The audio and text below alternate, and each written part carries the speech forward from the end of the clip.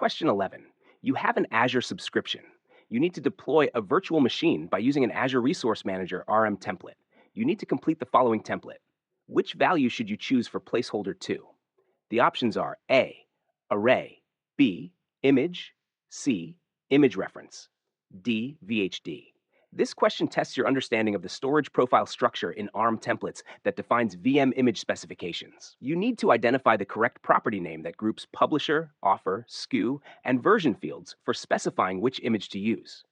The correct answer is image reference. In ARM templates, the storage profile property of a virtual machine contains an image reference object that specifies details about the platform image or marketplace image to use. The image reference object is the correct container for the nested properties shown in the template: publisher, Microsoft Windows Server, offer, Windows Server, SKU, 29-tanch data center, and version, latest. This structure tells Azure Resource Manager exactly which image to provision for the VM during deployment. Why the other options are incorrect. Array A is a data structure type, not a valid property name in the storage profile section. Image B is not the correct property name. While image exists in other contexts, like osdisk.image, it's not used for specifying marketplace image details. VHD D is part of the OS disk object for specifying virtual hard disk URIs, not for image references. Quick memory tip. Remember, image reference equals publisher, offer, SKU plus version. When you see those 4 fields in storage profile, they belong under image reference. If this video is helping you, support us by hitting the like button, and don't forget to subscribe for more content like this. Question 12. You plan to deploy an Azure container instance by using the following Azure Resource Manager template. Based on the information presented, select the answer choice that completes the following statement correctly.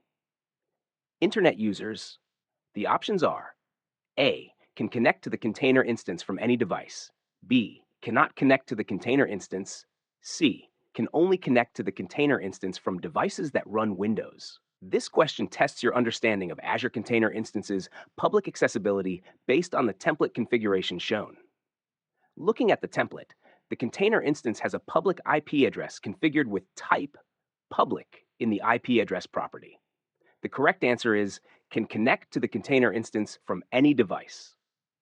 In the ARM template, the container instance is configured with a public IP address, type public, and exposes port 80, TCP, for the web service.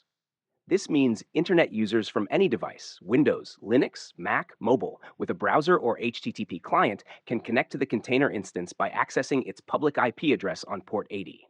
The OS type field being set to Windows refers to the container's operating system, the OS inside the container, not the OS of the client connecting to it.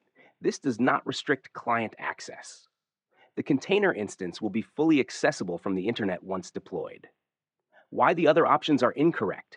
Cannot connect B is false because the template explicitly configures a public IP address with port 80 exposed, enabling public accessibility. Can only connect from Windows devices, C, is incorrect because the Windows operating system in the template refers to the container's base image, not a restriction on which client devices can connect. Any device can use HTTP to connect. Quick memory tip. Remember, public IP plus exposed port equals internet access. When a container instance has type public with exposed ports, internet users from any device can connect. Question 13. You plan to deploy an Azure container instance by using the following Azure Resource Manager template.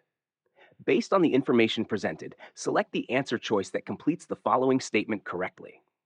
If Internet Information Services, IIS, in the container fails, the options are A, the container instance will restart automatically.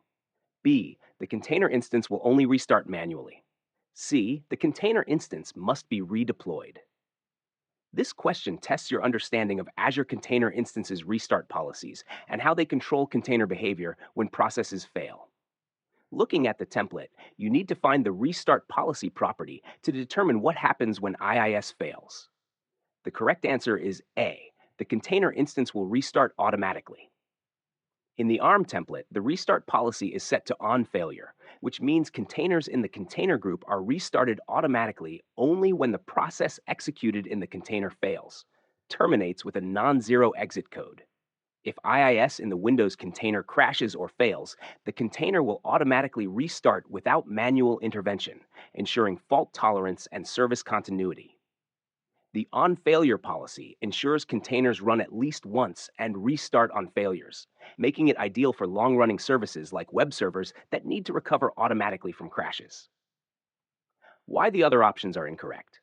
Only restart manually. B is incorrect because the on failure policy triggers automatic restarts on process failures without requiring manual intervention.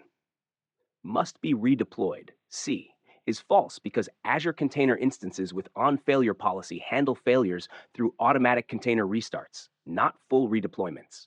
Quick memory tip. Remember, on failure equals auto restart on failure. When the restart policy is on failure, containers automatically restart when processes fail or crash. Question 14. You have an Azure subscription named Subscription 1 that contains the resources shown in the following table. In Storage 1, you create a blob container named Blob1 and a file share named Share1.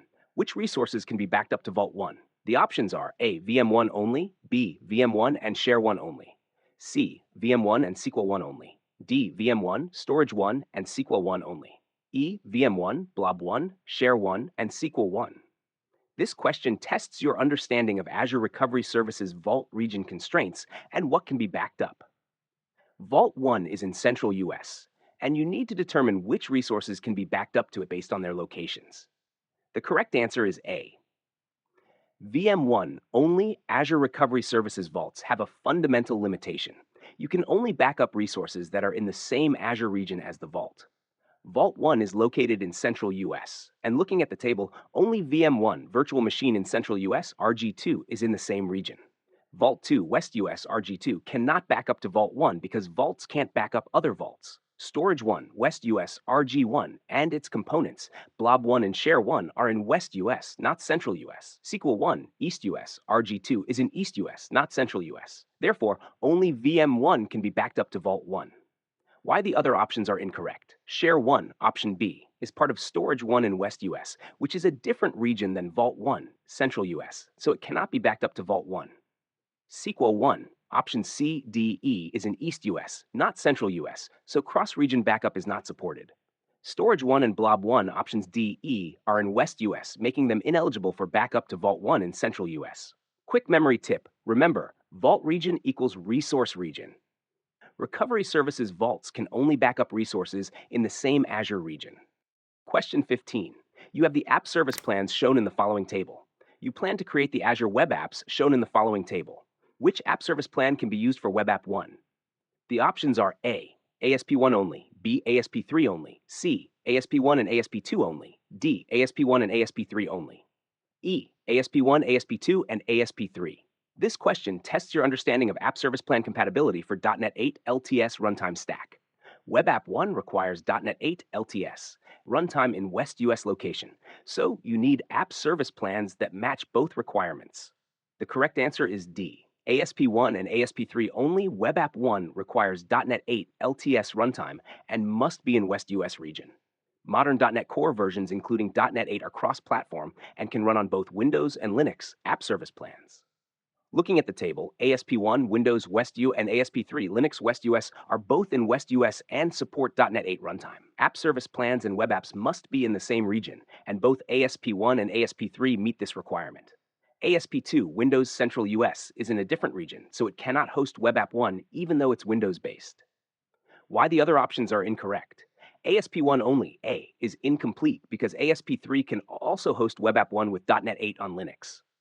ASP3 only, B, is incomplete because ASP1 can also host Web App 1 with .NET 8 on Windows. ASP1 and ASP2 only. C includes ASP2, which is in Central US, not West US, violating the region requirement. All three, E, includes ASP2, which cannot be used due to the region mismatch. Quick memory tip. Remember, .NET 8 equals Windows or Linux plus same region. Modern .NET works on both OS types, but region must always match. To get the free PDF or mock test, comment PDF or mock or both. I will share the downloadable link within next 24 hours.